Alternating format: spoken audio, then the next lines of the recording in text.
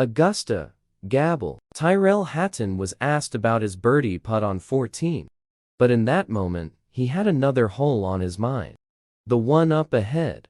I was trying not to think of 15 until I got there. That hole lives rent-free in my head. I hate it. I absolutely hate it, said Hatton, speaking to the media after his Sunday 69 in the final round of the Masters. And I think it hates me with the scores that I end up producing on it. Again, I've played that hole in 4 over this week. Hatton actually hasn't played Augusta National's par 5 15th hole that badly over the years, despite his struggles this past week.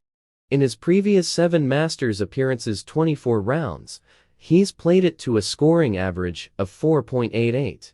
H made no eagles and 10 birdies to go with 3 bogeys and 2 doubles. This year, it wasn't as pleasant. He played the 15th in 4 over, making his new scoring average on it 5.04. And over par on any par 5 is not something pro golfers are usually happy with. The 15th even tormented Hatton in several different ways this week. In the first round, he chunked a wedge into the water. Double bogey. In the second round, he laid up too close to the pond. Had an awkward chip that landed 15 feet away on the fringe, and then needed 3 putts from there.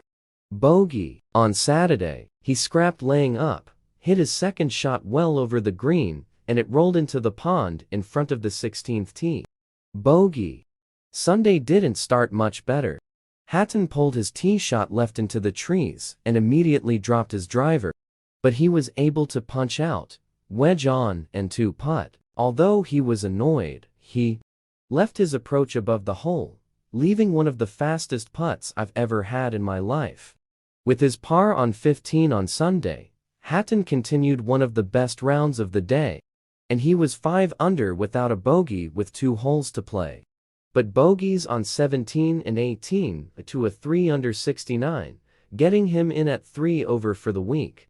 The bright side, he tied for 9th, meaning he gets an invite back here next year. Afterward, Hatton poked fun at what was just his second Augusta round in the 60s. I've doubled my tally now for rounds in the 60s, he said. I don't think there's another golf course in the world that'll play 25 times and only shoot in the 60s twice. It's a really hard golf course, one that I've always really struggled on. As Golf.com's managing editor, Burho handles the day-to-day and long-term planning of one of the sport's most read news and service websites. He spends most of his days writing, editing, planning, and wondering if he'll ever break 80.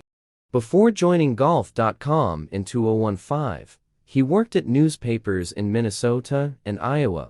A graduate of Minnesota State University in Mankato, Min. He resides in the Twin Cities with his wife and 2 kids. You can reach him at Joshua_Burho at Golf.com.